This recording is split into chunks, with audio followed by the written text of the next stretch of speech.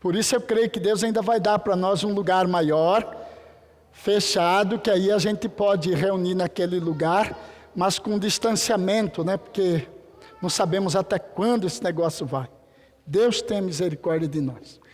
Lucas 6, de 12 a 16. Lucas 6, de 12 a 16. Estamos falando sobre o discipulado. Estamos falando sobre o discipulado. Lucas 6, de 12 a 16. Se todos acharam, só digam para mim assim, amém, que é para eu poder ler. Amém. Tá, então vou ler. Lucas 6, de 12 a 16. Naqueles dias retirou-se para o monte a fim de orar e passou a noite orando a Deus. E quando amanheceu, chamou a si os seus discípulos, escolheu 12 dentre eles, aos quais deu também o nome de apóstolos. Simão, a quem acrescentou o nome de Pedro, André, seu irmão, Tiago e João, Filipe e Bartolomeu, Mateus e Tomé, Tiago, filho de Alfeu, e Simão, chamado Zelote, Judas, filho de Tiago, e Judas Iscariotes, que se tornou traidor. Domingo passado, nós falamos sobre o discipulado e mencionamos os 3 elementos fundamentais no discipulado, que são a centralidade da palavra, a vulnerabilidade e a responsabilidade mútua. Hoje à noite, para você que não esteve aqui domingo passado, eu quero dizer para você que Jesus Cristo chama pessoas não para elas serem crentes de uma igreja, tá? Ou de uma denominação evangélica. Jesus Cristo não chama pessoas apenas para isso. Jesus Cristo chama pessoas para serem discípulas dele. E o que é um discípulo? Um discípulo é um seguidor. Um discípulo é aquele que faz como o seu mestre, aquele que fala como o seu mestre, aquele que vive como o seu mestre. O discípulo é aquele que anda nas pegadas do seu mestre. Então nós estamos falando sobre isso. Irmão, você que está aqui hoje à noite, entenda. Nós aqui estamos, é verdade, debaixo de uma placa chamada Igreja Presbiteriana do Brasil, mas nós não estamos aqui para pregar isso. Nós estamos aqui para falar de Cristo. Você e eu precisamos conhecê-lo. Você e eu precisamos viver como Ele. Você e eu precisamos falar como Ele, pensar como Ele. Isto é o discipulado. Esse projeto é de Jesus Cristo, ele não é de homens. O Zé Augusto, que está aqui hoje falando para vocês, não criou isso, é bíblico. Você vai encontrar Jesus Cristo falando a discípulos em Mateus, Marcos, Lucas e João. Você vai ver os apóstolos escrevendo a discípulos de Jesus Cristo. Então, o Senhor chamou você para ser um discípulo. Hoje nós vamos continuar falando sobre discipulado, mas olhando especificamente para este texto aqui. O que este texto nos ensina aqui, Lucas 6? Nós vamos observar aqui em Lucas 6, 3 princípios do discipulado. Ou, se você quiser, alguns princípios do discipulado. Primeiro princípio. O primeiro princípio que vimos aqui nesse texto é: discipulado é um estilo de vida dependente da oração. Vamos repetir, diga: discipulado é um estilo de vida dependente da oração. Discipulado é um estilo de vida dependente da oração. É isso que vemos aqui com Jesus Cristo. Não é? O texto nos informa em Lucas 6 que Jesus Cristo, a fim de orar. O que quer dizer essa palavrinha a fim? Temos professoras aqui, então elas diriam: a fim significa com a finalidade de orar. A fim significa com o propósito de orar. A fim significa com o objetivo de orar. A fim significa desejoso de orar. Então, Jesus Cristo nos mostra que o discipulado É um estilo de vida que depende da oração. Os discípulos, Ilza, já que você é discípula, discípulos, eles vivem a fim de orar. Eles têm a finalidade intencional de orar. Eles têm o propósito de orar. Discípulos de Jesus Cristo são desejosos de orar. Discípulos de Jesus entenderam que oração é parceria com Jesus Cristo. Oração é parceria com Deus. Oração é ajuntamento no mesmo propósito que Deus. Oração é andar nas mesmas finalidades de Deus. Então, o discipulado é um estilo dependente da oração. O texto nos informa que Jesus passou a noite orando. Você já pensou passar a noite orando? Ei, olha para mim. Você está pensando que na época de Jesus, a noite começava às 10, 11 horas da noite? Né, Cas? Às 6 horas da tarde, até 6 da manhã. Isso é uma noite. Por isso que o jejum é de 6 da manhã às 6 da tarde. Né? Sim. Ele ficou orando de 6 da tarde às 6 da manhã. Gente, o que o texto está nos ensinando sobre oração? Primeiro, repitam comigo, perseverança. O texto está nos ensinando que a oração diz respeito à perseverança. Oração é perseverança. O texto está nos ensinando, quando informa que Jesus passou a noite orando, está nos ensinando compromisso. Compromisso com a oração. Alguém que passa uma noite orando, está comprometido com a oração. Como que é a nossa oração hoje? Ó Deus, nós te agradecemos isso, nós te agradecemos aquilo. Ó, livrai-nos do mal e tal, e coisa e tal. 5 minutos depois nós já estamos... Amém.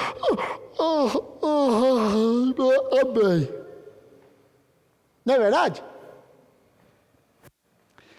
Não está por acaso que Lucas escreveu, passou a noite orando. Perseverança, compromisso, sacrifício. Oração diz respeito a sacrifício. O discípulo entende que é preciso sacrificar o tempo orando. E como aprendemos hoje na escola bíblica, não orando para ser visto, porque o próprio Jesus Cristo ensinou isso. Ele disse, e não oreis para serdes vistos dos outros. Mas tranca a porta do seu quarto, deixa só o pai te ver orando, porque o pai vai te recompensar. Mas ore. Mas ore. Passar a noite orando significa seriedade. Passar a noite orando significa responsabilidade. O discípulo é alguém que é responsável. E porque é responsável, ele ora. Ora porque é responsável. Porque é responsável, o discípulo ora. Ele ora. O texto nos fala que além de passar a noite orando, diz o texto que orando a Deus. Orando a Deus. Pastor, mas existe jeito da gente orar para uma outra pessoa que não seja Deus? Existe. O Senhor prova na Bíblia.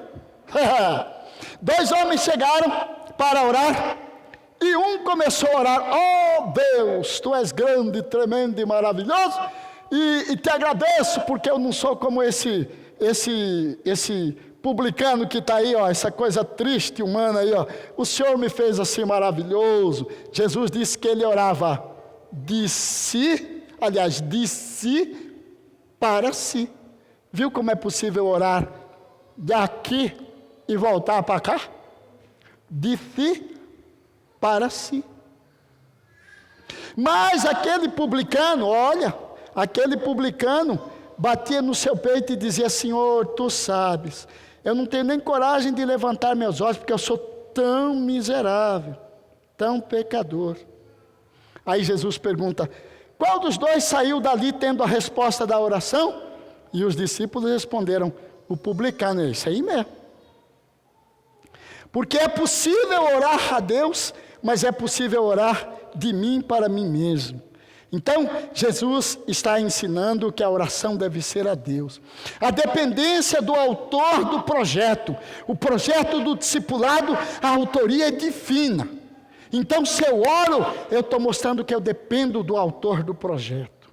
O discípulo ou o discipulador, ele tem desejo em ouvir a Deus, perceber Deus, esperar em Deus. Olha, eu estou atrelando a oração 3 palavrinhas que você deveria gravar ou escrever, porque tinta fraca é melhor do que memória forte. Eu disse: ouvir Deus, perceber Deus e esperar em Deus. Oração tem que ver com essas 3 coisas. Pastor, o que é isso? Isaías 64, 4. Olha o que diz o texto: porque desde a antiguidade não se ouviu, nem com os ouvidos percebeu, nem com os olhos se viu, Deus além de ti, que trabalha por aquele que nele espera. Eu vou repetir para você, olha as 3 palavras aí. Não se ouviu, nem com os ouvidos percebeu, nem com os olhos se viu. Deus que trabalha por aquele que nele espera. O que Isaías está dizendo? Gente, Isaías está ensinando algo precioso para nós. Certa vez,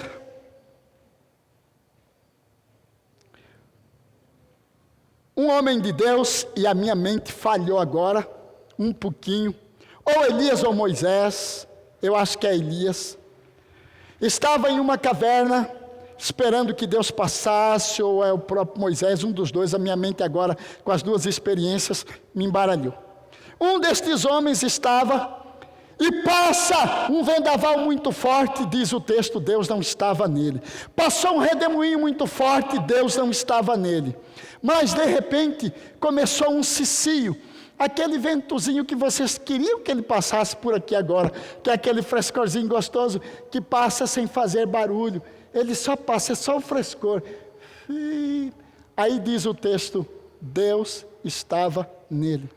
Quando Isaías fala assim, nunca se ouviu, e com ouvidos não se percebeu, é porque Deus sussurra.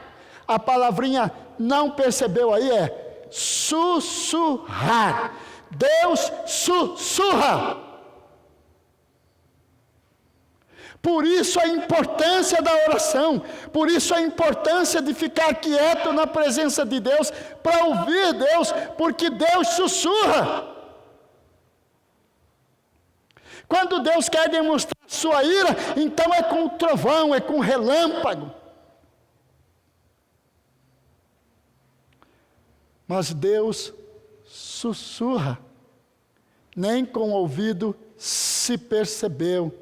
Só se percebe com ouvidos sussurros. Ela tem que perceber que está sussurrando. Por isso o discípulo ora, por isso o discípulo busca a presença de Deus. O discipulado, então, é um estilo de vida dependente da oração. Segundo, diga comigo, o discipulado é um chamado de Jesus. Mais uma vez, diga, discipulado é um chamado de Jesus.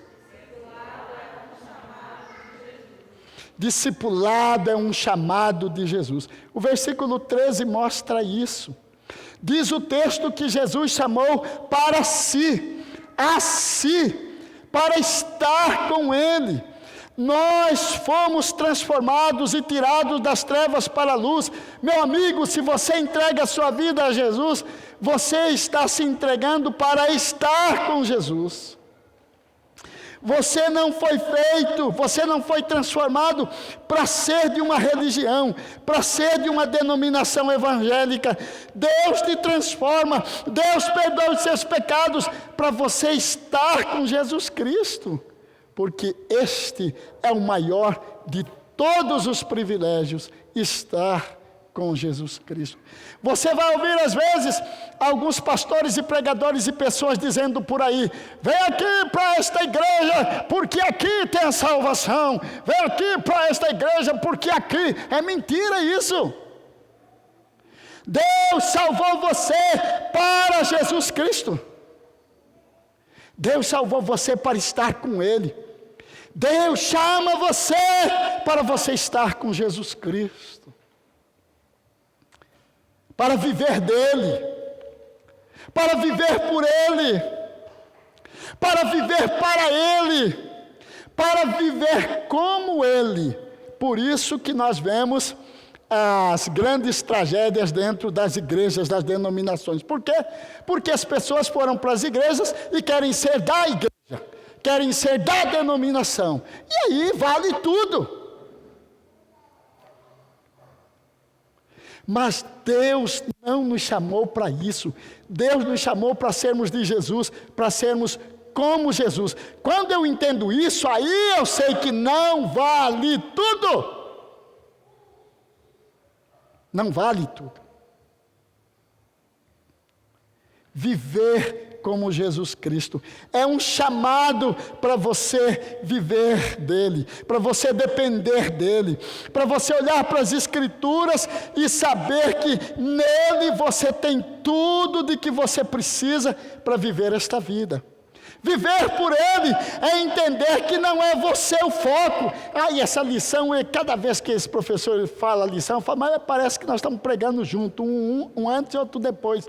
É viver por Ele. O foco não é você, o foco não sou eu, o foco é Ele. A nossa autoestima tem que estar centrada nele. Não é? Agora há pouco nós ouvíamos aqui na escola bíblica, né?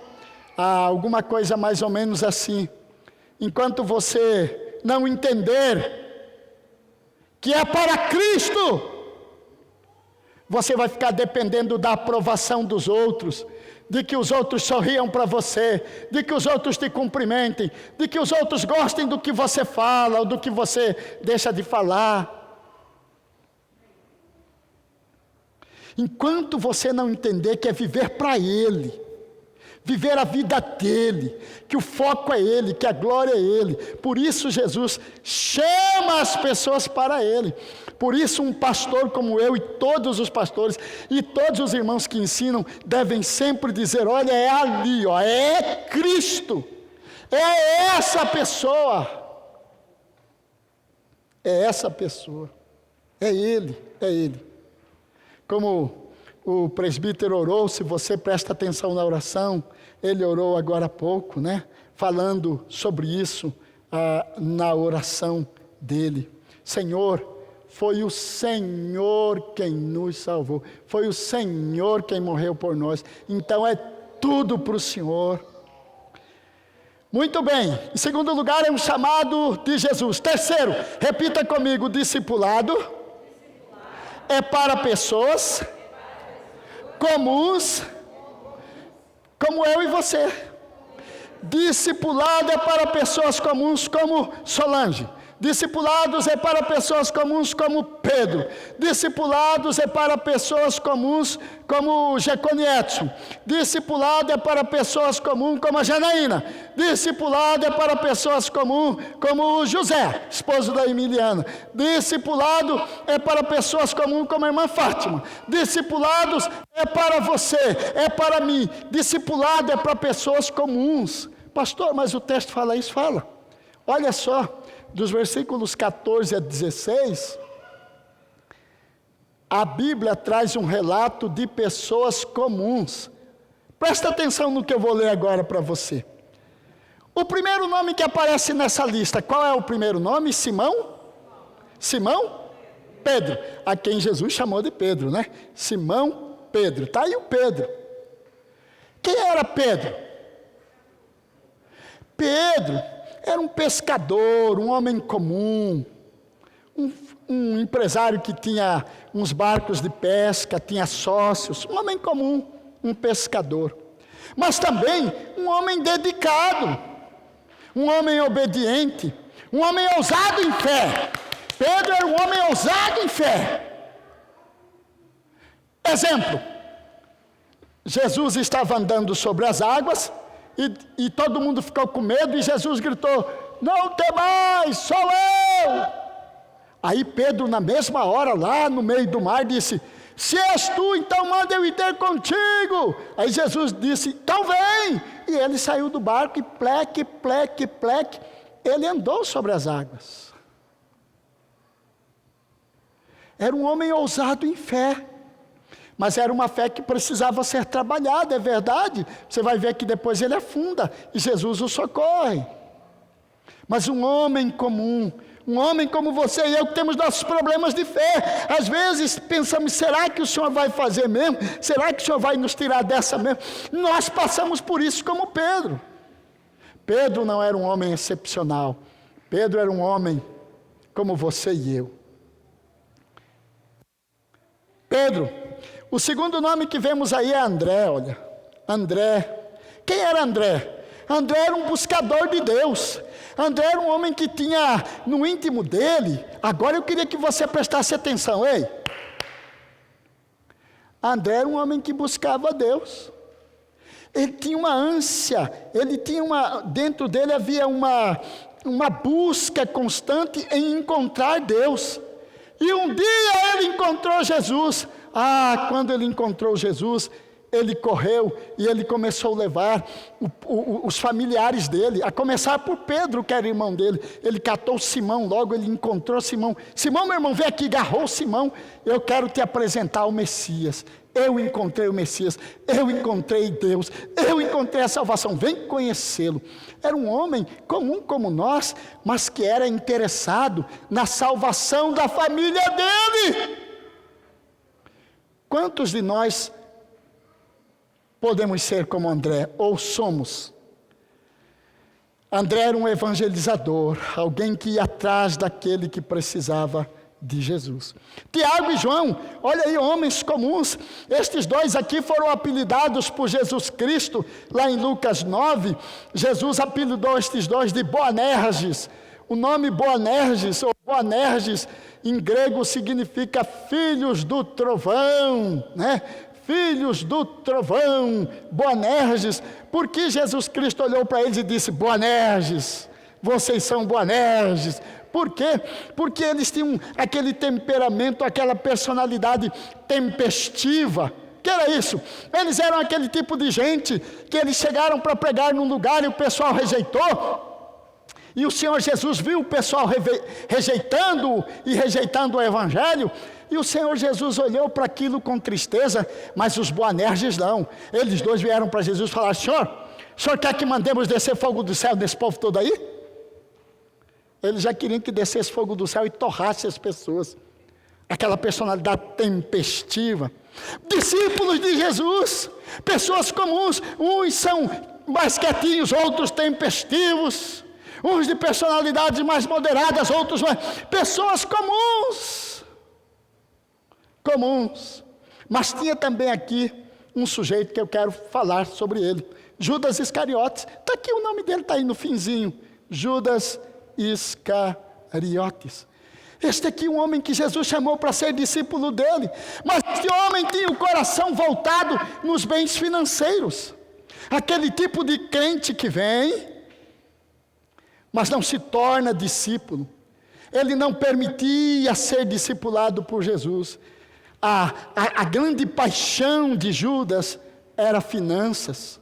Quantos crentes estão nas igrejas por causa de finanças, em busca de melhoria financeira? Quantos? Judas Iscariotes era um destes.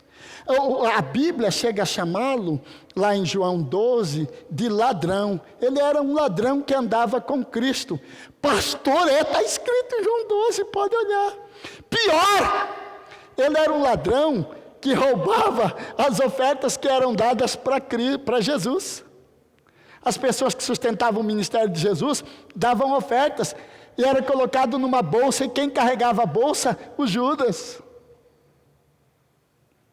Como que você sabe disso? A Bíblia, lá em João 12, uma mulher chegou com óleo caro demais, um óleo caríssimo. Aquela mulher quebrou a boca daquele vaso de pedra e derramou sobre Jesus aquele nardo, aquele cheiro preciosíssimo. Era muito caro. Quando ela derramou aquilo, Judas colocou a mão na cabeça e disse: não. Podia ter pegado esse óleo, mestre, e vendido, e se ia dar um dinheirão, aí a gente daria aos pobres. Mentiroso, hipócrita, nós aprendemos hoje sobre hipocrisia. Mentiroso, ele queria que o dinheiro entrasse na bolsa, porque ele pegava. O texto bíblico de João diz: ele não se preocupava com os pobres, a preocupação real dele era que o dinheiro entrasse na bolsa, porque ele era ladrão. Está lá em João 12, de 1 a 8, eu acho que é o texto, né? 12, de 1 a 8, está escrito.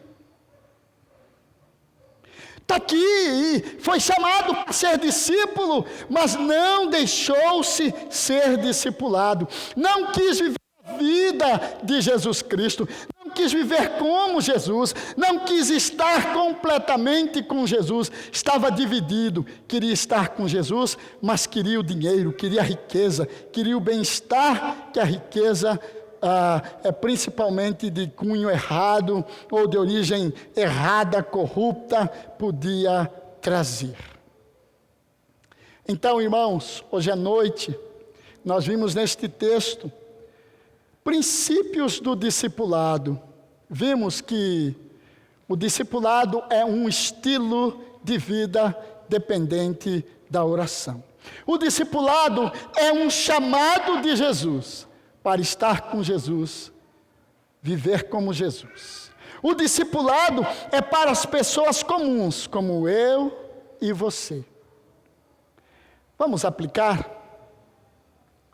A aplicação deste sermão hoje é uma pergunta. Eu quero que você fique em pé agora um segundo, por favor. Fique em pé. Por favor, eu suplico a você, fique em pé.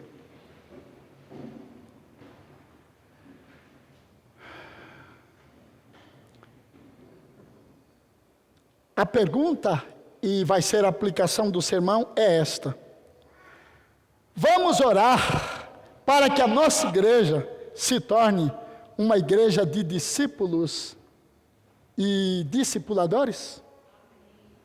Vamos orar? Eu pergunto outra vez: vamos orar para que a nossa igreja se torne uma igreja de discípulos e discipuladores? Vamos? Se você quer ser esta igreja de Cristo, uma igreja que é discípula e uma igreja discipuladora, eu quero convidar você a colocar sua mão em cima do coração. Eu já estou pondo a minha, porque é o que eu quero para a igreja presbiteriana Ebenezer. Uma igreja de discípulos de Jesus, de discípulos que façam discípulos para Jesus. Colocou a mão sobre o coração? Então nós vamos fazer uma oração congregacional. Eu vou sugerir e nós vamos orar juntos. Eu te convido, ore junto comigo. Diga comigo assim: Senhor Jesus, eu entendi a sua palavra. E nesta noite, de todo o coração, quero ser essa igreja. Uma igreja de discípulos. Discípulos do Senhor. Uma igreja discipuladora. Que faz discípulos para o Senhor. Esta é minha oração. Em nome do Senhor. Amém. Podeis assentar.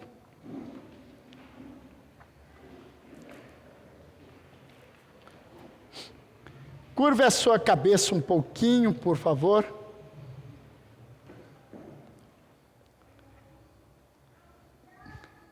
E agora, Igreja Presbiteriana Ebenezer, igreja presente aqui neste lugar. Que o amor de Deus nosso Pai, a graça maravilhosa de Jesus Cristo, nosso Salvador, a comunhão e as consolações do Espírito Santo sejam com todos vós e com toda a igreja de Deus espalhada por toda a terra, hoje e para todo sempre. Amém.